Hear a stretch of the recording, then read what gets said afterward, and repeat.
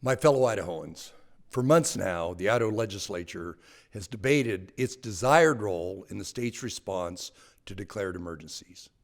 The debate has culminated in two bills that threaten your safety and our economy during future emergencies.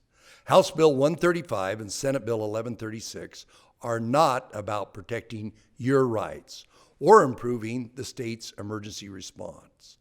The bills handcuff the state's ability to take timely and necessary actions to help Idahoans in future emergencies. The bills narrow the authority of future governors to the point where a governor could not deploy the National Guard to facilitate vaccine administration or repair bridges after a massive earthquake. The bills limit the state's ability to help agriculture and industry minimize financial loss during a drought or flood. In addition, the bills limit the state's ability to help reopen schools and businesses following a catastrophic disaster. We know future emergencies will include floods, fires, and drought, the routine experience of living in the West. A governor must have the ability to handle those emergencies, but we must recognize that future disasters also include events much more drastic. We could face a potential multi-state disaster involving major earthquakes, enormous flooding, or devastating fires. We could experience a massive, sustained power grid failure. The list of potential devastating disasters are simply unknown. Future Idaho governors absolutely must be able to respond quickly and protect lives and livelihoods. The bills not only limit the state, but cities and counties as well. For example, our ability to evacuate a town in advance of a dam breach is hindered by the bills. The bills politicize our emergency response efforts and jeopardize critical funding for local governments during large-scale events. The entire legislative body, 105 individuals, would have to convene in Boise to extend an emergency declaration requested by Lewis County for months-long flooding. Totally impractical and costly. And if the legislature fails to extend an emergency declaration, the disaster recovery and FEMA relief funding are jeopardized, and Idaho taxpayers are on the hook for emergency response costs. Idaho is a state that values the Constitution. These bills violate the Idaho Constitution on a number of fronts. The Idaho Constitution wisely prohibits the legislature from performing executive duties. Declaring and responding to emergencies are core executive functions defined by the Idaho Constitution and the U.S. Constitution, and rightly so. The executive branch has resources and can tap subject matter experts in emergency response to quickly and effectively deploy resources in fast-moving situations. The bills severely interrupt and slow down the emergency response because it becomes subject to 105 different opinions, adding more red tape and government bureaucracy, and potentially impacting lives and livelihoods. For these reasons, I will be vetoing House Bill 135 and Senate Bill 1136. To the Idaho legislature, I agree with you that there is a time and a place for the legislature to be involved during future emergencies. That is why I came to you early on this session and offered tangible solutions and a path forward for the legislature to become more involved in a way that would not affect the state's timely response during an emergency. I am extremely grateful to the members of the legislature who have taken the time to hear me out. You know who you are, and I appreciate you more than you know. Numerous stakeholders felt ignored: the National Guard, the cities, the counties, FEMA, state emergency managers, and business. This is just plain irresponsible. Let's be honest. These bills are an emotional, knee-jerk reaction because of anger about the pandemic and some of my decisions during a very uncertain time last year. But I still believe when faced with difficult decisions, given the information I had at the time, I acted on balance during the pandemic response, and the strength of our economy today proves it. I listened to the experts, and Idaho was only a handful of states with the fewest COVID restrictions. We avoided a crisis in healthcare, and we now have the strongest economy in the nation. Thanks in part to quick action during the pandemic and my ability to deploy resources quickly through the constitutional authorities given the governor during a crisis. Any changes the legislature makes to the state's emergency response process should consider how Idahoans will be impacted during future emergencies. We need to look forward. Let's do this the right way and involve stakeholders in the solution. That's what Idahoans deserve. I urge my partners in the legislature who voted for these ill-conceived bills to reconsider their votes on the override. I urge Idahoans to share their concerns with their legislators as well. Now, I am proud to say that all of Idaho's living governors stand with me in support of my veto on these bills. Governor Phil Batt, Senator Jim Risch, also a former governor, have provided statements of support. In addition, Governor Butch Otter is here with me today, and Governor Dirk Kempthorne will offer some words remotely. First, Governor Kempthorne.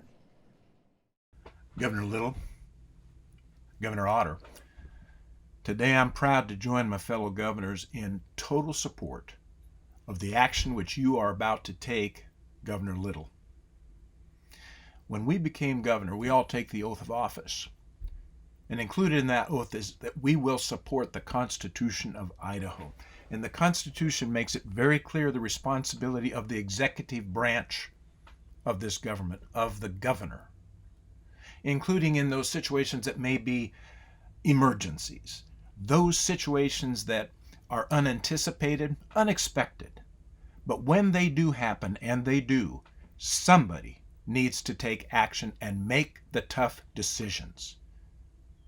And it is the governor that is required to do that in our Constitution. There are those situations that may well exceed 60 days. I certainly experienced that with fire seasons when I was governor. Does it make sense that somehow on the 60th day that a governor would be precluded from making those tough, hard decisions? It's not unusual during disasters that the governor is at the scene of the incident with the incident commanders. It was not unusual to have incident commanders' leadership turn and say, "Governor, we need a decision."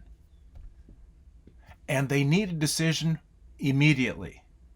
That is not the time that a governor should say, "I'll get back to you. I must check with the legislature."